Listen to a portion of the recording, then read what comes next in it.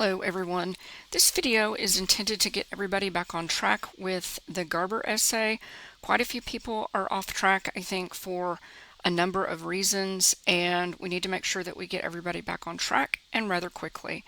I want to remind everybody that you're responsible for everything that I put in the class, whether that's course announcements, lessons, videos, all of that. The PDF handouts that I put in, everything that I put in there is there for a reason, and these are things that I use in my face-to-face classes, and the lessons and the videos and the materials in the course are the equivalent of what I would present in a face-to-face class.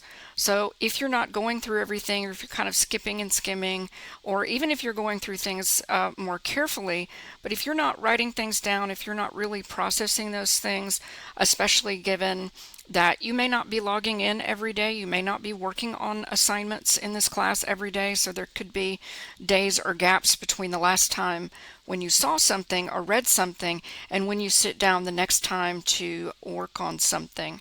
So I want to start with making sure that we all actually know what the assignment is and what the true focus of the Garber essay or article is, and the true subject of the of your papers. I think everybody knows the subject, but the focus is off for a lot of people, and the following directions stated on the, not just on the assignment sheet, but for the things that I present in the lessons.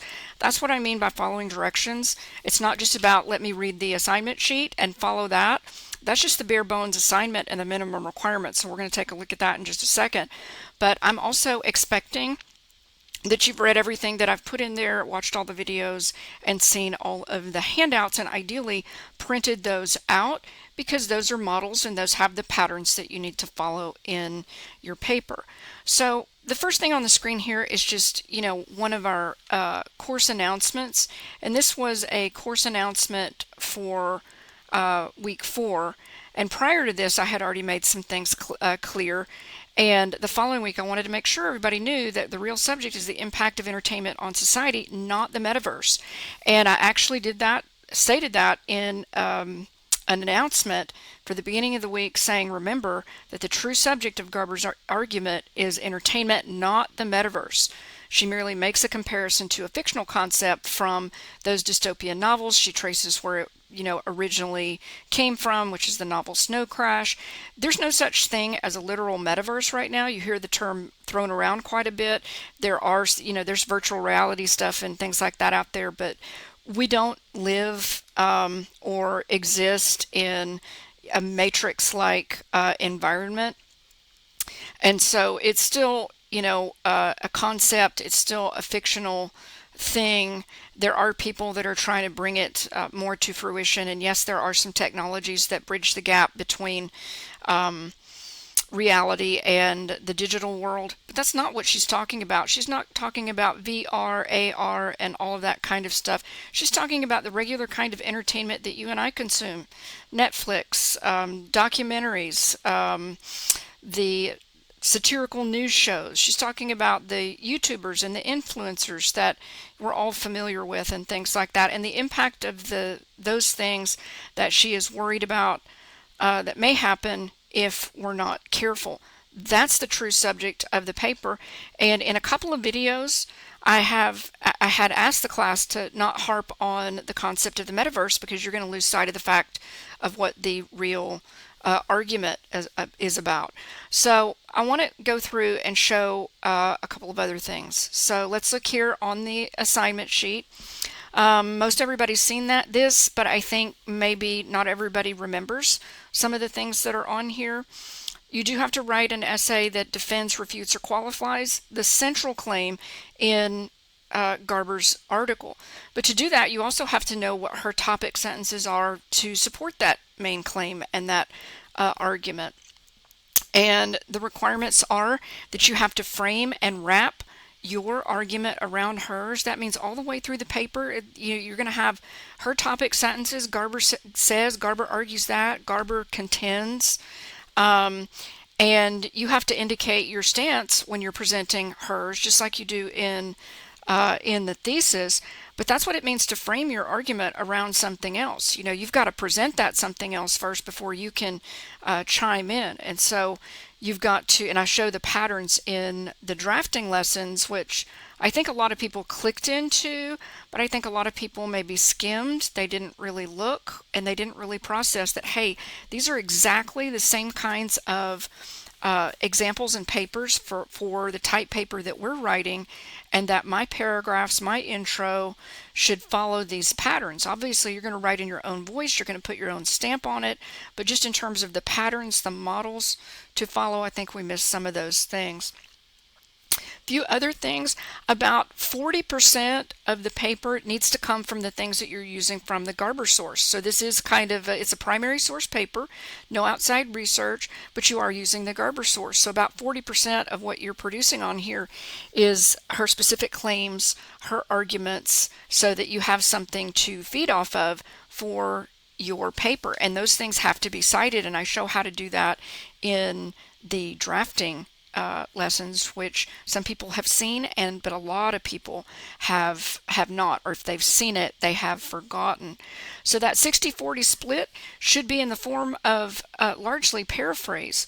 So obviously the part that you're putting the 60% from you, that is paraphrase from your own thoughts, and the 40% that's coming from Garber, that should be largely paraphrased and not in the form of quotes. Quotes should be used very sparingly and only for effect, and only if what you're quoting is so powerfully worded that you're going to lose the impact of that if you were to put it in your own words. So we shouldn't see a lot of quotes in the paper. You can have some, and those need to be cited, but even the things that you paraphrase, those things need to be cited as well. And then we've got some other things on here as well, that you've got to have the topic sentences, and you've got to have things that both support and defend. This whole thing is an argument. And at the bottom we have some other things of just reminding everybody of things not to do, things to do. A couple of those things are avoiding sitting on the fence, avoiding just summarizing the article and not doing anything on your own to add something to that. We want to avoid AI in the drafting process, and when I say that, I mean not just in terms of the, hey, I'm having AI write the paper for me or write sections of it, but you also want to avoid letting AI influence your thinking on that. And I'm seeing quite a bit of that in the drafts. I mean, I'm seeing some of it where it's just outright some students are using it in ways that I'm not okay with, where it's just written by AI or largely written by AI. And then there are a lot of students that maybe might be influenced, and some of that may not even be intentional. It could be based on some of the conversations you had with AI. And so I get that it's hard not to be influenced by things that you've read and so on. But even in those cases, I want to remind everybody that you have to be mentally engaged in the argument, because if you just take what Garber says at face value and put it out there and say, oh, this is a good argument, but you're not doing anything to add to that, to shore up her weaknesses, etc., and if you're not choosing the examples that you're using from her argument carefully, you may very well be choosing arguments that are very easy to attack, that are things that are her weaker points. And so I'm seeing a lot of drafts where even if there's writer's presence there, there's either too much influence in terms of using things from the Garber source, or not choosing things carefully from the Garber source rather, and then there's also kind of I see the patterns across the papers in terms of the kinds of things that are said, and so I can really see AI influence, and I can really see and also appreciate independent thinking and writer's voice. And I'll probably create another video just on the concept of writer's voice alone.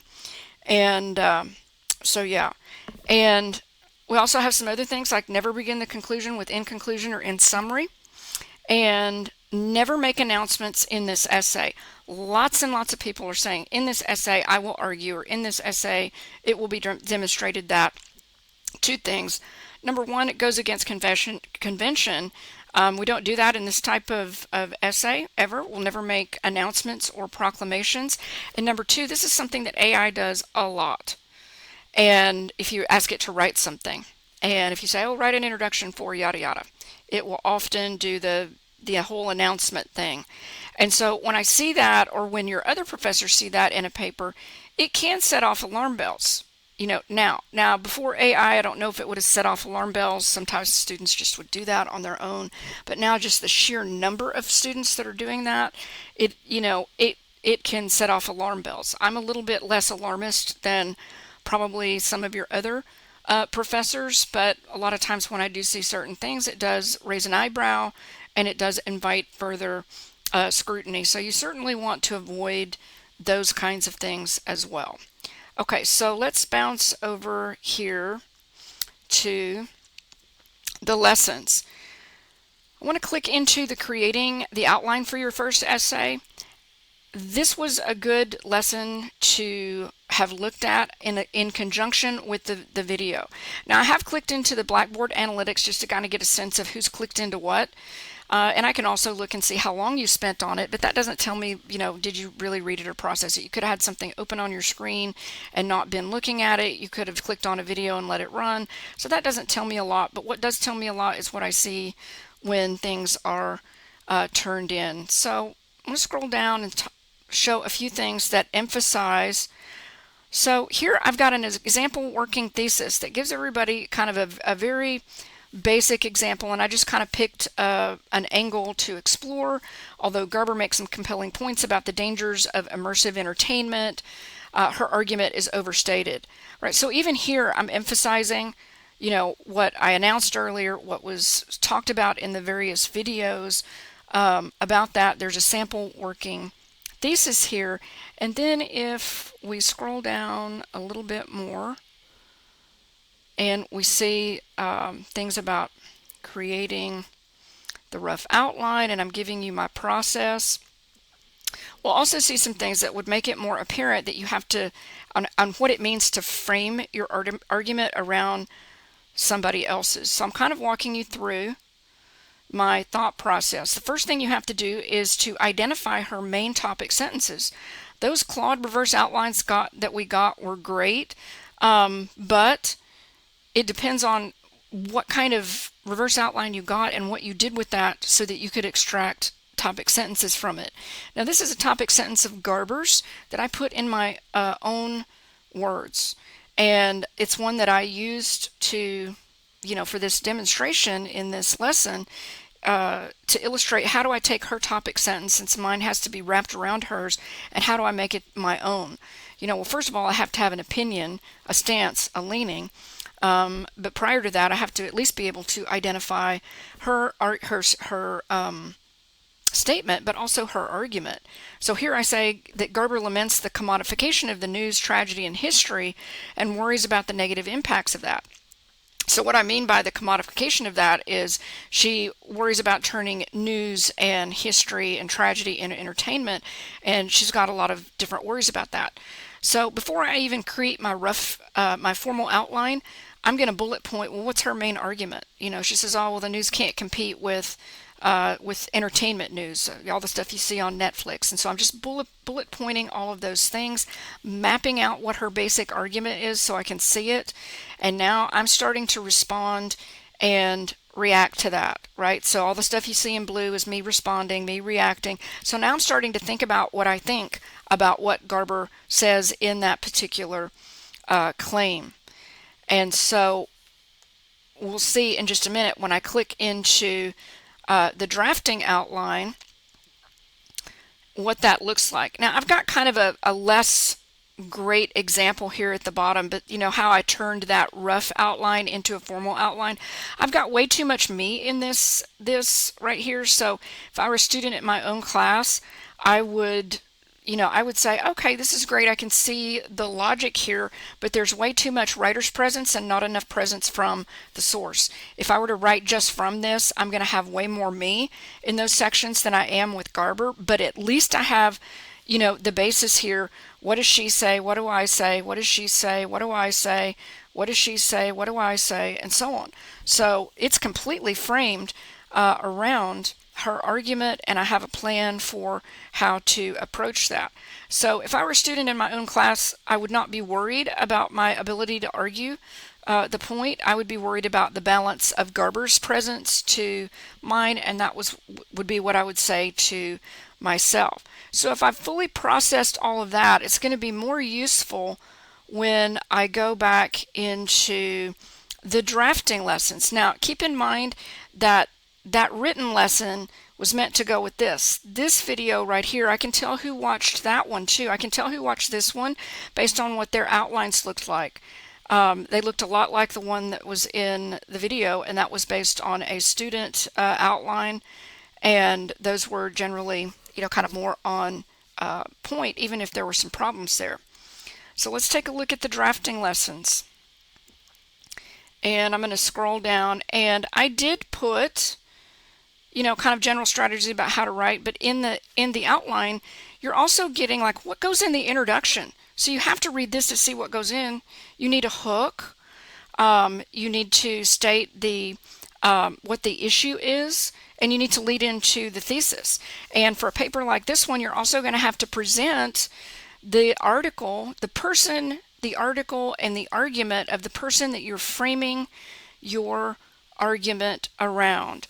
And so the examples, I put a note here, the examples that I have at the top of this page are on a different topic because I don't want to mess with students' thinking. In the early stages of writing, I will put up examples of things that are on topic, but I never want to do too much of that on a first draft, because then that's likely to influence either the stance of students, or it may influence them too much in other ways as well. So I gave an example of an outline on another topic right here. This is the exact pattern that you need to follow. It doesn't have to be a 2-paragraph example, but the hook, the establishment of the issue or controversy, like what's the debate, and the thesis, those are required for everything. And the hook always comes from outside of what you're doing. And so a lot of people are just kind of jumping right in with Garber, and you're not even easing the reader into the topic. So this one's on a different topic, but it's going to follow the same exact pattern. So let's just take a look at this one, and then in a minute I'm going to scroll down to the bottom where I have an example on an introduction and conclusion on the Garber topic that I can tell that a lot of people didn't see. Alright, so let's take a look at this.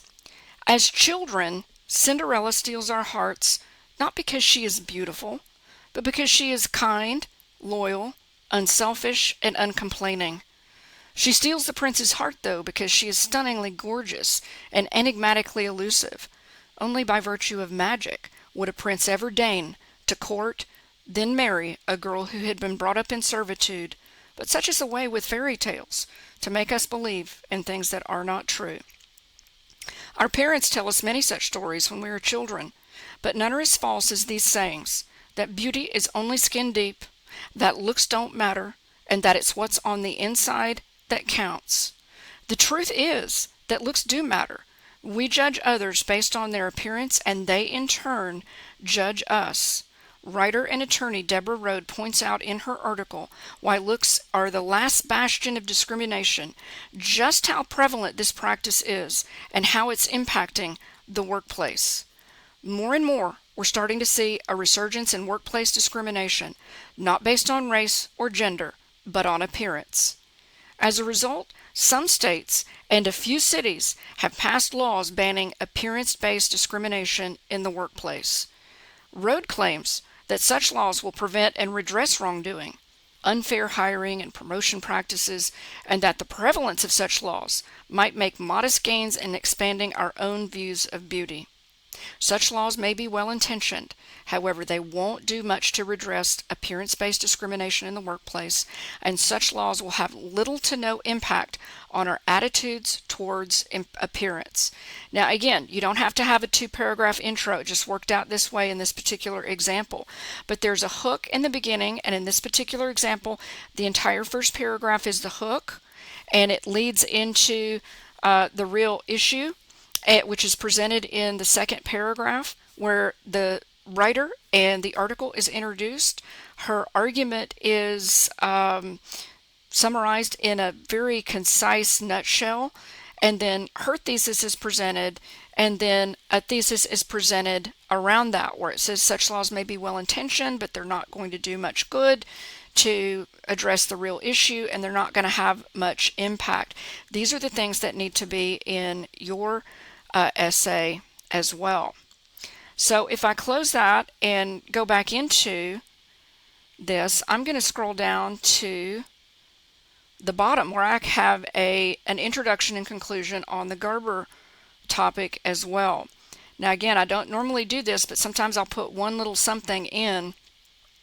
And this one, I don't know why it doesn't have the little drop down thing, but this one you actually had to download. So let me click on and download. And I would actually recommend that you download all the examples that I give because they're there, to have as a reference. And if you have them printed out, then you have them in front of you when you're drafting, just to kind of see. So this is a sample introduction that supports Garber's stance. I just flipped a coin to create this one, so don't draw any conclusions about what I really think based on this. All right, here's a similar pattern to what you just saw. Blood sport is nothing new. In ancient Rome, gladiators fought, sometimes to the death, to the delight and cheers of the crowd. Russell Crowe crystallizes and criticizes this practice in what may be the most iconic line in Ridley Scott's Academy Award-winning film Gladiator. As he stands in the gladiator pit over a defeated opponent, he defiantly addresses the crowd with open and emphatic arms. "Are you not entertained?" he asks. "Are you not entertained?" he repeats, before pausing, looking down, and spitting in disgust at a crowd that is so enthralled in the spectacle and excitement that they have lost touch with their empathy and humanity. Are we that different today with our modern arenas of blood sport, football, boxing, MMA, and hockey, where the running joke is, "I went to watch a fight and a hockey game broke out"? Writer and journalist Megan Garber would probably agree that we are not that different today, that history repeats itself, and that there are things other than blood sport that threaten to erode not just our empathy, but also our ability to think critically and be active, engaged citizens. In fact, this is her central argument in her feature article for The Atlantic, We're Already in the Metaverse, where she points out that pervasive, always on, always present forms of digital entertainment, from Netflix, TikTok, YouTube, Instagram, and a litany of others, may very well distract and disengage us from the truth, each other, and our most important responsibilities. What we consume for entertainment and how we consume it says a lot about who we are. And Garber is right. If we're not careful, we stand to lose a lot more than just the plot. We stand to lose a bit of ourselves and our humanity. All right, so that's a sample intro. And then I'm going to go ahead and show one other thing because I think a lot of people haven't seen it. I also want to show the technique of bookending an introduction and a conclusion, and I attempt to do that here. So this is a sample conclusion that supports Garber's stance. Garber points out that entertainment is both our privilege and our burden. It is our privilege to enjoy it, to learn from it, to experience it, and all the good things it may encompass, providing escape from a life that is often hard and fraught with stress and adversity, connection to people, other cultures, ideas, and events, both real and imagined, and getting us interested in or inspired by current and past events. There's a reason why entertainment is so highly valued and sought after, why its heroes, the actors, sports icons, and artists are so revered and well compensated. We need it. We want it. We crave it. But we also need to look at history. We need to look at the present, and we need to look in the mirror. We need to retract our fangs, check our tone, and show our virtual faces when we engage in social media. We need to read about the things we watch that are based on a true story and remember that most people are basically good and want many of the same things in life, even on opposite sides of the aisle or from different walks of life. Entertainment has evolved in myriad ways. People, not so much. Our arenas are more diverse and sometimes showcase gladiators of a different kind, pundits and politicians, talk show hosts and regular Joes. But we don't have to rise to our feet and cheer at the first sight of blood, metaphorical or otherwise. Now, the conclusion here is not perfect, but it does a decent job of trying to tie back into the conclusion. I probably have room for revision and improvement here, but you get the idea. I want to pay attention to a couple of things here.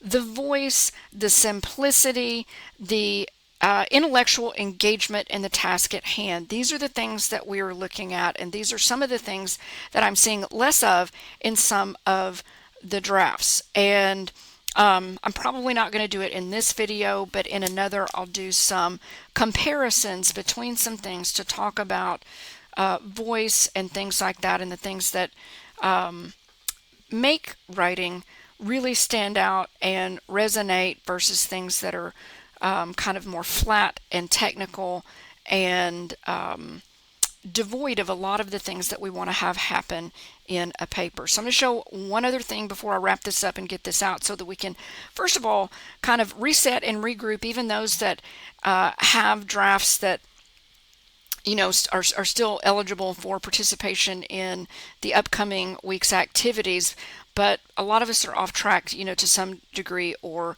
another. So I want to take another look at the body sections, and these are on the topic that we saw a minute ago about appearance-based discrimination. And so let's see one here. This is also meant as a model for what your paragraph should look like in terms of the citations. So you have to use Garber's source all the way through your paper, and about 40% of the paper has to be, showing that her claims and that you're wrapping your argument around her claims.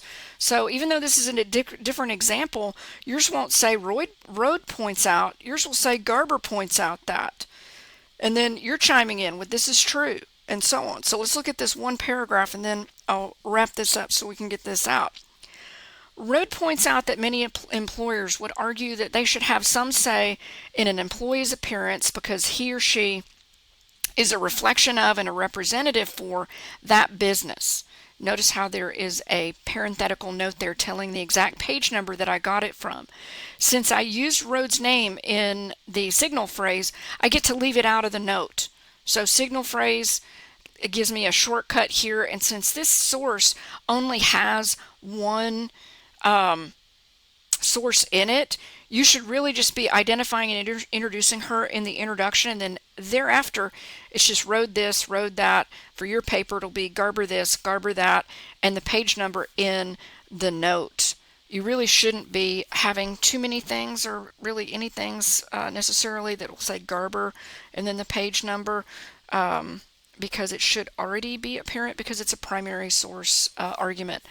So got that claim of what Rode points out, and then here is the writer, in this case me, chiming in. This is true to an extent in that employers do have a right to expect employees to present a professional appearance, but this entails things that lie within a person's control, things like proper work attire, and most likely conservative hairstyles, minimal jewelry, and no visible tattoos. Rode says that this may interfere with the person's freedom of expression, and it certainly might, however, only during business hours. And even then, we must grant that when people accept their jobs, they also accept the culture and the expectations of that company and the industry it represents. But in many of the examples Rhodes presents, the discrimination did not involve things that are reasonable expectations of an employer. An Abercrombie and Fitch employee who was fired for, quote, being not hot enough.